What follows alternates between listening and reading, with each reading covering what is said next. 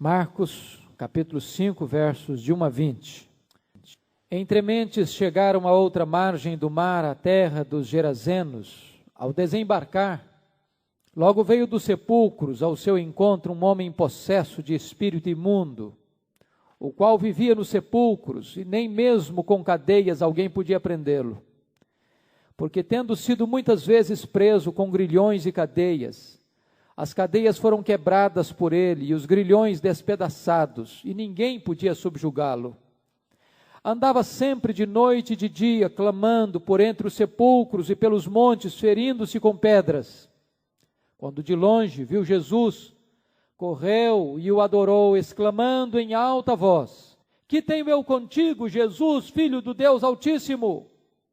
Conjuro-te por Deus que não me atormentes. Porque Jesus lhe dissera: Espírito imundo, sai deste homem. E perguntou-lhe: Qual é o teu nome? Respondeu ele: Legião é o meu nome, porque somos muitos. E rogou-lhe encarecidamente que os não mandasse para fora do país. Ora, pastava ali pelo monte uma grande manada de porcos. E os espíritos imundos rogaram a Jesus, dizendo: Manda-nos para os porcos, para que entremos neles. Jesus o permitiu.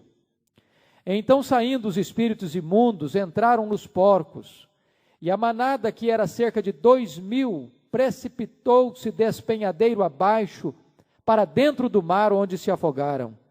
Os porqueiros fugiram e o anunciaram na cidade e pelos campos.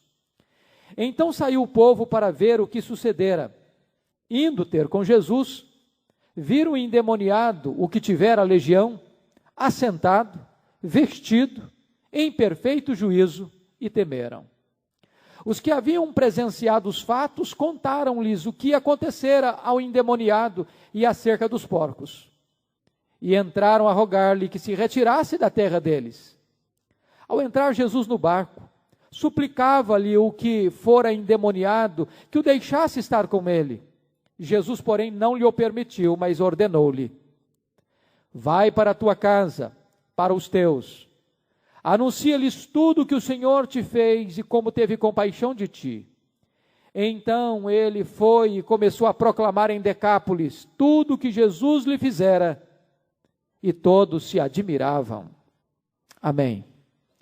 Nós vamos meditar sobre o tema: quanto vale uma vida? Eu quero perguntar: quanto vale uma vida para Jesus? Quanto vale uma vida para Jesus? Esse texto nos dá uma resposta maravilhosa a esta pergunta, porque Jesus fez um grande investimento na vida deste homem. O Senhor Jesus enfrenta a fúria do mar e depois enfrenta a fúria desse homem endemoniado. Marcos faz uma transição impressionante. Ele registra o mar agitado e conecta em seguida um homem agitado. Jesus triunfa sobre o mar agitado, acalmando-o, e Jesus acalma também o homem agitado, possesso de uma legião de demônios. Se você perceber, aquela viagem foi inusitada, porque diz a Bíblia que Jesus trabalhara o dia inteiro ensinando. E se você já falou um dia inteiro, sabe o cansaço que é. Tanto era fato que Jesus estava cansado, que logo que ele entrou no barco, ele adormeceu. E depois veio a tempestade, e já era tarde.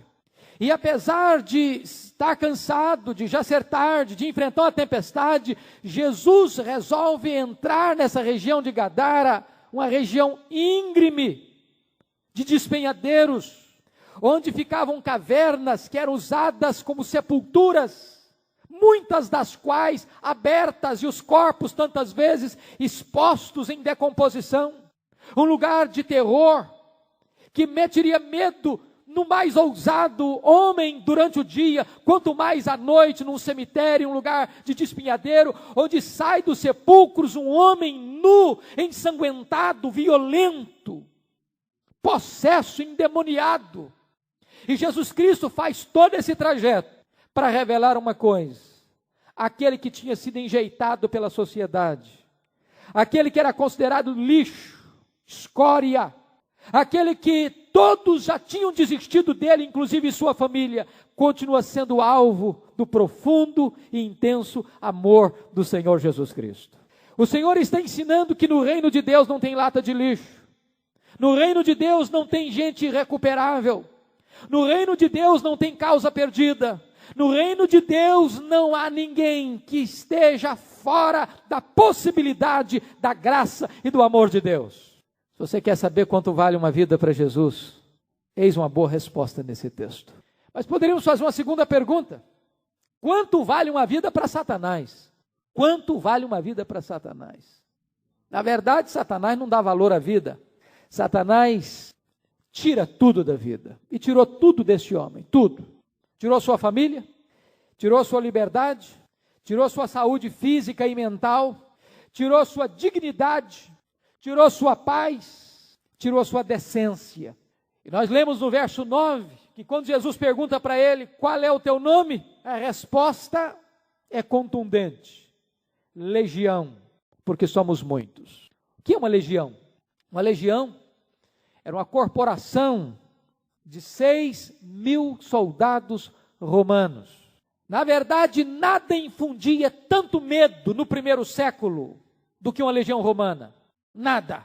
A legião romana era uma verdadeira máquina de guerra. A legião romana era o grande e forte braço conquistador de Roma. A legião romana era formada da infantaria e da cavalaria. Tinha flecheiros, tinha combatentes, tinha estrategistas, tinha incendiários, tinha aqueles que lutavam com a espada. Onde uma legião romana chegava, ninguém podia deter e ninguém podia resistir. Quando uma legião romana invadia uma cidade ou uma região, ela devastava tudo, ela destruía tudo, ela conquistava tudo e ela mantinha todos sob o seu poder avassalador e conquistador. Deixava atrás de si um rastro de morte e de destruição. Quando a Bíblia fala e registra que este homem diz que tem uma legião, está revelando o investimento que Satanás fez para destruir esse homem. É como se a Bíblia estivesse dizendo que Satanás empregou todos os seus recursos, todos os seus métodos, todas as suas estratagemas para destruir uma vida, para arrebentar com uma família, para arrancar um homem da sua casa, da sua família, da sua parentela, da sociedade, para fazer dele um espectro humano. Na verdade, esse texto quer enfatizar é o poder descomunal de destruição que está dentro deste homem, transformando a vida dele num verdadeiro inferno. Eu quero chamar a sua atenção então para nós olharmos para esse texto e vermos nesse texto 3 forças trabalhando, 3 agentes operando. Primeiro, Satanás. Segundo, a sociedade. Terceiro, Jesus. Vamos ver que esses 3 agentes estão em ação nesse texto. Então chama a sua atenção em primeiro lugar para o seguinte ponto: o que Satanás pode fazer pelas pessoas? O que ele faz? Talvez a preposição pelas é um pouco complexo para nós. Qual é a ação de Satanás em relação às pessoas? E eu chamo a sua atenção para alguns pontos. Primeiro, ele domina as pessoas através da possessão. Veja, por favor, versículo 2 do texto lido. Ao desembarcar, logo veio dos sepulcros ao seu encontro um homem possesso de espírito imundo. E o verso 9 diz que era uma legião de demônios. Quando esse texto registra isso, ele está querendo enfatizar para você e para mim que Satanás, seus demônios, não são seres míticos, não são seres mitológicos, não é uma energia negativa. Satanás, aqui, representando com seus demônios nessa possessão, não é também uma doença mental, uma esquizofrenia. Há muitos liberais hoje que descreem da realidade, da pessoalidade de Satanás e de seus demônios, e querem interpretar todos os fatos de possessão como doença mental. Mas não se transfere doença mental para 2.000 porcos. É impossível. Na verdade, o que tinha dentro deste homem era uma entidade, uma corporação de entidades malignas. E eu chamo a sua atenção para nós observarmos nesse texto quais são os sintomas de uma pessoa, ou quais são as características de uma pessoa endemoniada. Em primeiro lugar, uma pessoa possessa tem dentro de si uma entidade maligna. Ele não é ele mesmo. Quem fala por ele não é ele. É o ser maligno que está dentro dele. Quem age não é ele mesmo, mas o ser maligno que está dentro dele. A pessoa perde o controle da sua personalidade, perde o controle das suas atitudes, perde o controle das suas ações, perde o controle das suas palavras. Numa linguagem afro-brasileira, essa pessoa se torna um aparelho, se torna um cavalo.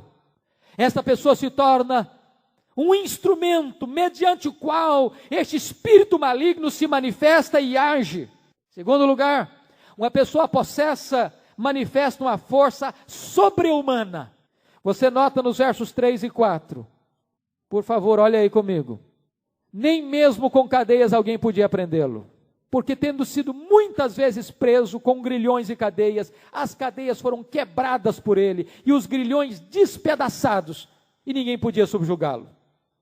Essa é uma característica de uma pessoa possessa. A força que ela expressa é uma força sobre-humana. Esse homem despedaçava cadeias, quebrava, rompia algemas. Esse homem era uma fera selvagem. Ele era um ser indomável. Não era possível detê-lo apenas com os mecanismos naturais para se deter um homem, que era prisão e cadeias. Terceiro lugar, uma pessoa possessa tem frequentes acessos de raiva. Você vai ler lá em Mateus 8, 28, que é um texto paralelo a esse, quando nós somos informados que esse espírito, esse homem tomado por esse espírito, e no caso lá eram 2 endemoniados, estavam a tal ponto os furiosos que ninguém podia passar por aquele caminho. Seres malignos, irados, cheios de fúria, de ódio. Essa é uma característica de uma pessoa endemoniada. Ela não está em paz nunca, está perturbada, está profundamente atingida por um espírito de ódio, de ira, de raiva. Quarto lugar, uma pessoa possessa perde o amor próprio. Você nota aí no versos 3 e 5 do texto lido, que este homem não podia ser preso com cadeias, e no verso 5 nós somos informados de que ele se feria com pedras, de que este homem andava nu. Veja você que ele se fere a si mesmo. Ele é o seu próprio inimigo. Ele não tem mais noção de autodefesa. Ele atenta contra si mesmo. Ele perdeu o respeito próprio, ele anda nu. Ele perdeu a decência. Ele perdeu o siso. Ele perdeu o equilíbrio. Ele não tem mais noção de decência, de moralidade, de pudor, porque o ser que está dentro dele quer destruí-lo e quer matá-lo. Não tenham dúvidas, meus irmãos. Muitos casos que a sociedade contemporânea registra como fatos de suicídio são precedidos por possessão demoníaca. Seres malignos que entram nas pessoas, que as deixam perturbadas e podem conduzi-las à autodestruição. Foi assim com Judas Iscariotes. A Bíblia diz que Satanás entrou nele, e porque entrou nele, levou ao suicídio. Não estou afirmando com isso que todo caso de suicídio seja caso de possessão. Eu estou afirmando que muitas vezes caso de suicídio está conectado com situação de possessão demoníaca. Quinto lugar, uma pessoa possessa pode revelar conhecimento sobrenatural por clarividência e adivinhação. Quando Jesus aportou em Gadara, este homem, como um relâmpago, sai de dentro de uma caverna que era uma tumba mortuária e logo corre na direção de Jesus e sabe quem é ele. E se prostra diante dele. Reconhece que ele é o Filho do Deus Altíssimo, que tem todo o poder para atormentar demônios e mandá-los para o abismo. É muito interessante uns dados aqui. Se você olhar na Bíblia, os demônios sabem quem é Jesus e professam, afirmando que Jesus é o Filho do Deus Altíssimo. Os demônios sabem que Jesus tem todo o poder e tem toda a autoridade sobre eles. Os demônios têm medo de Jesus, muito medo. Porque viestes atormentar-nos antes do tempo. Os demônios sabem que há um lugar de penalidades eternas e que Jesus tem poder de jogá-los no abismo. Os demônios têm capacidade de pedir e de orar a Jesus, de clamar a Jesus. O que você nota é que a fé, ou a teologia dos demônios, é bem mais ortodoxa do que a teologia dos teólogos liberais. Os demônios creem mais coisa que os liberais creem. Meus irmãos, este é um fato dramático que esse texto registra. Esse fato de tantas vezes, quando se lida com a questão da possessão, é possível, não é sempre, mas é possível que haja lampejos de clarividência. O diabo não é todo poderoso, ele não é onisciente, mas certamente ele sabe de algumas coisas que você e eu não sabemos. Eu nunca me esqueço um fato que aconteceu conosco. Eu era adolescente, nós tínhamos uma pessoa muito querida que trabalhava em nossa casa. E essa mulher acabou se envolvendo com o espiritismo, e um dia essa mulher apareceu num domingo, em nossa casa, endemoniada. E numa situação muito crítica, praticamente nua, comendo arroz cru com querosene, e falando coisas absolutamente absurdas. Não posso me esquecer de que quando um primo que estava na nossa casa zombou do fato, falando no quarto, longe da presença dela, essa mulher deu um estouro, uma coisa assim pavorosa, que botou algumas pessoas para o mato, de medo. Mas o que me marcou foi que o pai dessa mulher tinha 12 anos, que não vinha nessa região. E ela disse, o demônio disse na boca dela, o pai dela vai chegar daqui um pouco. E nós morávamos, a nossa casa fica à beira de uma estrada, casa onde eram os meus pais. E a essa altura nós estávamos à beira da estrada. E ela disse, o pai dela vai aparecer daqui a pouco, mas ele não vai vê-la. E nós estávamos, um grupo de pessoas, na estrada. Dentro de meia hora, este homem que tinha 12 anos, que não aparecia na região, chegou nesse local, cumprimentou a todos nós e não viu aquela que estava ali no meio de nós, que era sua filha, possessa por aquele espírito demoníaco. Marcou-me esse fato, desta previsibilidade da chegada daquela pessoa. Esse demônio aqui, esse endemoniado aqui é capaz de reconhecer quem é Jesus, sem nunca ter estado com Jesus. O que mais que Satanás faz por uma pessoa, ou contra uma pessoa? Em segundo lugar, ele arrasta as pessoas para a impureza. Versículos 2 e 3a. Leva este homem para o cemitério. Esse homem é tomado por um espírito imundo. Ele já vive num lugar imundo. Gadara era uma terra gentílica, era uma terra pagã, e agora ele é tomado por um espírito imundo, e esse espírito imundo o leva para um lugar imundo, um cemitério, e para um local mais específico imundo, que era uma tumba.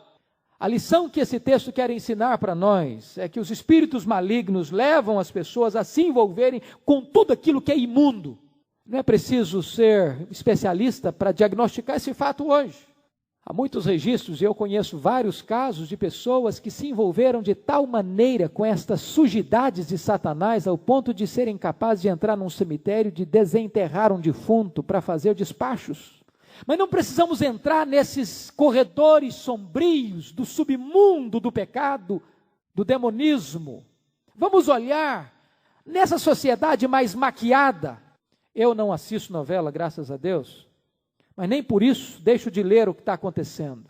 A informação é de que a decantada novela da TV Globo, que terminou há um tempo atrás, tinha como cena mais disputada e concorrida o momento em que dois homens haveriam de se beijar na boca.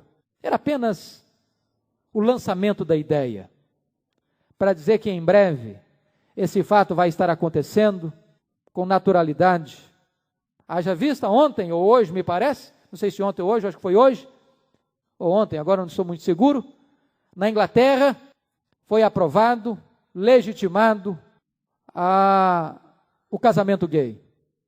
E muitos homens, casados, homem com homem, mulher com mulher, já procuraram a justiça para legitimar a sua relação homossexual. A promiscuidade da sociedade contemporânea parece fazer de Sodoma e Gomorra cidades muito puritanas. Nós estamos vivendo esta época do emporcalhamento da virtude, de uma sociedade que perdeu os referenciais. Porque o espírito que atua nos filhos da desobediência são espíritos imundos, que tiram a noção de moral, que tiram a noção de ética, que tiram a noção do que é decência, do que é pudor. Terceiro lugar, o que é que o Satanás pode fazer? Ele torna as pessoas violentas, versículos 3 e 4. Ninguém podia deter aquele homem, nem cadeias, nem prisões. Vejam vocês, que o endemoniado se constituiu um problema para a família, se constituiu um problema para a sociedade. E o único recurso que a sociedade pôde ter para resolver o problema foi algemar e prender. Aquele homem era um animal selvagem. Os vivos não o suportaram mais e o expulsaram. E ele foi morar com os mortos. Os mortos não fizeram mal para ele, mas também não puderam livrá-lo de si mesmo. Agora ele estava nu entre os demônios e com os demônios. Se você perceber, também há uma força maligna agindo na sociedade contemporânea, tornando os homens bestiais, violentos, truculentos. Há um espírito de agressividade agindo hoje, irmãos. Quando você vê um cidadão, uma cidadã, uma criança enchendo o corpo de bomba, explodindo a si mesmo para matar as outras pessoas inocentes, o que não é isso? Senão um espírito de violência reinando. Quando você vê no Rio de Janeiro, traficantes, marginais, ateando fogo dentro de um ônibus e trancando a porta para que pessoas inocentes não possam se salvar, o que é isso? Senão um espírito de violência que age na sociedade contemporânea. Quando você vê cartéis, quando você vê máfias de crime de aluguel, de pistolagem, pessoas matando seu semelhante por nada, você percebe que nós estamos vivendo uma sociedade profundamente carimbada e marcada pela ação dos demônios. Quarto lugar, o que Satanás faz? Ele atormenta as pessoas. Veja o versículo 5. Andava sempre de noite e de dia, clamando por entre os sepulcros e pelos montes, ferindo-se com pedras. Eu fico imaginando o tormento deste homem. Ele está perturbado mentalmente, andando de dia e de noite, gritando. Não tem descanso o corpo, não tem descanso a mente.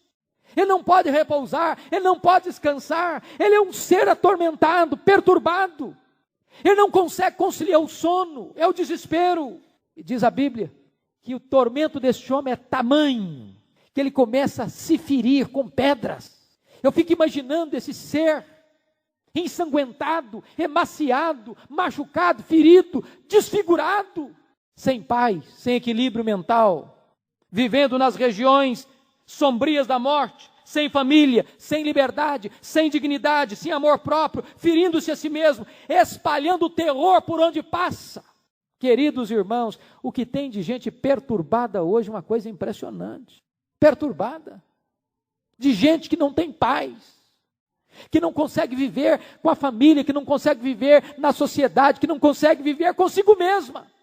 Chama a sua atenção então para o segundo agente que está trabalhando nesse texto. Primeiro foi Satanás. Vamos ver o segundo lugar, o que a sociedade pode fazer pelas pessoas. Segundo agente, a sociedade. Vamos ver o que é que a sociedade faz com uma pessoa escravizada. Primeiro lugar, a sociedade afastou esse homem do convívio social. Versículos 3 e 4. Prendeu, algemou, acorrentou. O máximo que a sociedade pode fazer é isso. Tem problema? A pessoa perdeu o centro da vida, o equilíbrio, a capacidade de convivência. É um problema para a família, é um problema para a sociedade. O máximo que a sociedade pode fazer é trancar essa pessoa atrás das grades, é botar algemas. O que na verdade a sociedade fez foi arrancar esse cidadão da sua família, da sua cidade, desistir desse caso, considerar essa pessoa a causa perdida, considerar este homem um caso irrecuperável, considerar este homem um aborto asqueroso. Meus queridos irmãos, é isso que a sociedade pode fazer: isolar, colocar sob custódia, jogar as pessoas numa prisão. Na verdade, a prisão não liberta as pessoas por dentro, não liberta. Na verdade, a prisão é apenas para aliviar a dor da comunidade, da família e da comunidade. Mas a prisão não resolve o problema do atormentado, do escravizado. Ao contrário. A prisão torna a pessoa ainda mais violenta, mais mergulhada no pecado, no vício, no erro, no crime. O índice de reincidência das pessoas que são detidas e presas no sistema convencional ultrapassa os 70%. Ou seja, a prisão é uma outra escola do crime. Ela ainda deturpa e denigre ainda mais o caráter. Mas isso foi o máximo que a sociedade pôde fazer. Segunda coisa que a sociedade fez, a sociedade acorrentou esse homem. Versículos 3 e 4. Pôs algemas, pôs correntes. A prisão foi o melhor remédio que encontraram para deter esse homem.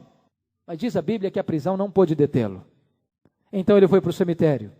Então ele foi conviver com os mortos. Então ele foi ser morada de demônios entre os mortos. Então esse homem desceu ao fundo do poço.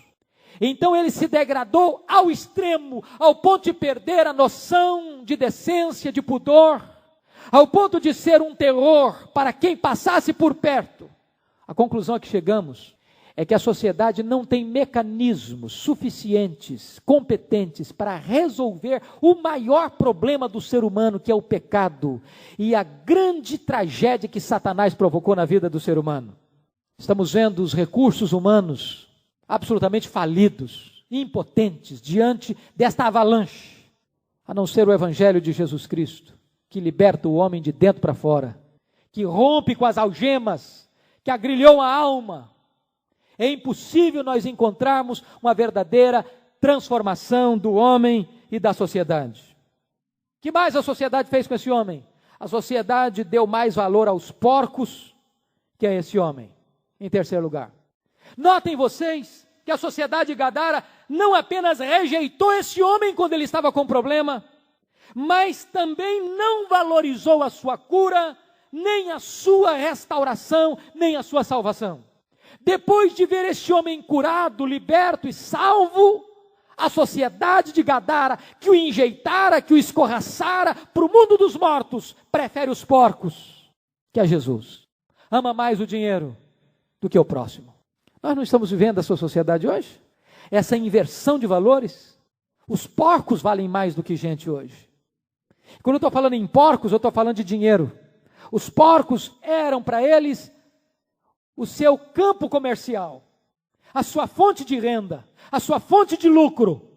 O que na verdade esse texto está refletindo é que a sociedade de Gadara amava mais o dinheiro do que a Deus e amava mais o dinheiro do que o ser humano. E não é diferente hoje.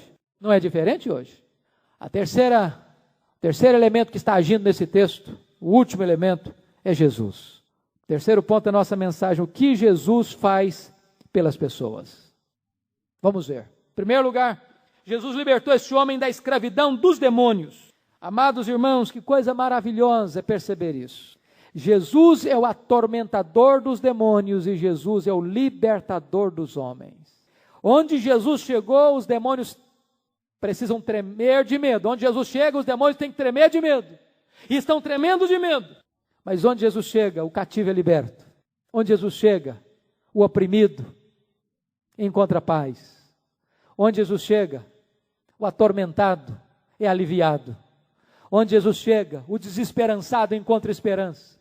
Onde Jesus chega, aquele que está sem esperança nenhuma, escravizado por Satanás, pode ser livre.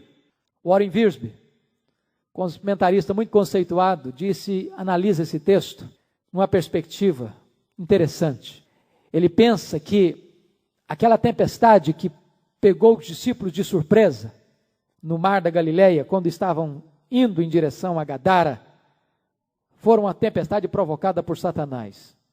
A conclusão a que ele chega, nós não temos elementos categóricos para afirmar isso, é de que a mesma palavra que Jesus usou para repreender o vento e repreender o mar, foi a mesma palavra que Jesus usou para repreender os demônios.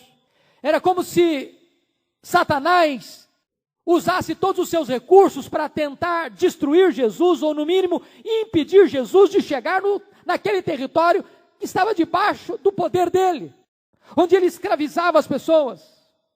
Porque Gadara ficava na região de Decápolis, eram 10 cidades gregas, gentílicas, pagãs, que não conheciam a Deus, onde Satanás dominava e escravizava de forma tão cruel as pessoas. Já que não pôde deter a fúria, o mar não pôde deter Jesus do seu projeto, logo que Jesus chega em Gadara, este homem violento sai ao encontro de Jesus. Mas em vez da legião de demônios amedrontar Jesus, é Jesus quem espalha terror no exército satânico. Segunda coisa que esse texto mostra, Jesus devolve a esse homem a dignidade da vida. Versículo 15, por favor, olha aí. Versículo 15. Indo ter com Jesus, viram o endemoniado que tivera a legião assentado, vestido em perfeito juízo, e temeram. Eu chamo a sua atenção para 3 fatos contrastantes desse texto. Primeiro, diz o texto que esse homem estava sentado. Lucas 8,35 vai nos informar que ele estava sentado aos pés de Jesus. Esse homem que vivia de dia e de noite, andando, correndo no meio daquele despenhadeiro, entre os sepulcros, agora está calmo, quieto, sossegado, assentado aos pés do Senhor Jesus. A tempestade que estava dentro dele acalmou. O vendaval foi embora. A força demoníaca que o atormentava foi derrotada. Segunda coisa que esse texto informa é que ele estava vestido. Ele estava nu antes. Lucas 8, 27 nos informa que havia muito que não se vestia. Estava nu. Há muito tempo. Sem respeito próprio. Sem decência. Sem pudor. Logo que Jesus opera nele um milagre, primeiro ato deste homem é procurar roupa para se vestir. Eu gosto do contraste. Porque é isso que Jesus Cristo faz no coração, na vida de um ser humano. Quando uma pessoa é convertida, irmãos, a vida dela muda. Muda. A conversão toca exatamente no ponto nevrálgico que a pessoa está vivenciando. Por exemplo, Zaqueu era um homem amante do dinheiro. Qual foi o sinal de que era um convertido? Quando ele abre mão do dinheiro. Por que que o jovem rico saiu triste? Porque o coração dele estava no dinheiro. Por que que Jesus pediu para ele, vai e vende tudo que tens, dá aos pobres? Porque Jesus sabia que o coração dele estava no dinheiro. Enquanto não mexesse nesse ponto nevrálgico, não havia salvação, não havia conversão. Uma pessoa convertida, ela tem o ponto nevrálgico da sua vida transformado. Terceira coisa, o homem estava em perfeito juízo. Esse homem louco, desvairado, endemoniado, possesso, está agora, diz a Bíblia, em perfeito juízo. Jesus restaura a sua mente, Jesus restaura as suas emoções, restaura o seu corpo, restaura a sua alma. Jesus o devolve à família, à sociedade. Antes ele era um problema, agora ele é uma bênção. Antes ele era uma ameaça, agora ele é um embaixador de Deus. Que coisa fantástica. É a obra de transformação que Jesus opera na vida de uma pessoa. Terceira coisa que Jesus faz, Jesus dá a esse homem uma gloriosa missão. Versículos 18 a 20. Vai para os teus, para a tua casa, e anuncia quantas coisas o Senhor fez por ti, ou como teve misericórdia de ti. O Senhor não apenas salva este homem, mas dá a este homem uma missão, um trabalho, uma vocação, um ministério. Que coisa boa! É que a todos quantos Jesus chama e salva, Ele dá também um ministério. Você foi chamado para ser enviado. Você também é um embaixador de Deus, uma embaixatriz de Deus. Você também é um ministro da reconciliação. Você também é um portador de boas novas. Mas, irmãos, eu quero concluir esse texto. Eu quero concluir esse texto com um fato intrigante. Intrigante. Esse texto registra 3 orações, 3 pedidos, 3 petições. A primeira petição foi a petição dos demônios. A segunda petição foi a petição dos incrédulos de Gadara. A terceira petição foi a petição deste homem salvo, transformado por Jesus. As 2 primeiras orações foram atendidas. A petição dos demônios e a petição dos incrédulos foi prontamente atendida. A petição do homem salvo foi prontamente negada. É curioso, é intrigante isso. Por que é que Jesus atende ao pedido dos demônios? Veja você que os demônios se aproximam de Jesus com a oração, vamos usar a palavra oração, que não é muito própria aqui, com um pedido intenso e urgente. Intenso e urgente. Eles ajoelham e eles pedem com insistência para Jesus. E o que é que eles pedem? Primeiro, eles não querem ser atormentados. Versículo 7. Segundo, eles não querem ser enviados para o abismo. Lucas 8:31. Terceiro, eles não querem ir para fora do país. Marcos 5:10. Quarto, eles querem ir para a manada de porcos que pastava nos montes. Então eles têm uma oração, ou um pedido, uma súplica, com 4 rogos distintos. Não querem ser atormentados, não querem ir para o abismo, eles não querem sair do país, e eles querem ir para os porcos. E diz a Bíblia que Jesus atendeu prontamente ao clamor e ao pedido dos demônios. Por quê? É a grande questão. E eu quero lhes dar 5 razões por que Jesus atendeu a este apelo, a este pedido dos demônios. Em primeiro lugar, Jesus atendeu ao pedido dos demônios para mostrar o poder destruidor que estava na vida daquele homem. O poder que estava na vida de um único homem foi capaz de precipitar, despenhadeira abaixo, 2.000 porcos se afogando dentro do mar. Foi para revelar para a humanidade de que possessão demoníaca não é uma coisa lendária e mítica. Para mostrar que aquele endemoniado não estava encenando, não era uma simulação. E também a libertação operada por Jesus não era apenas um efeito psicológico, mas um fato real, concreto e perceptível. Segundo lugar, Jesus permitiu para revelar àquele homem que o poder que o oprimia tinha sido vencido. Aquele homem podia talvez ter dúvidas, será que foi apenas um alívio temporário? Será que eu estou livre mesmo?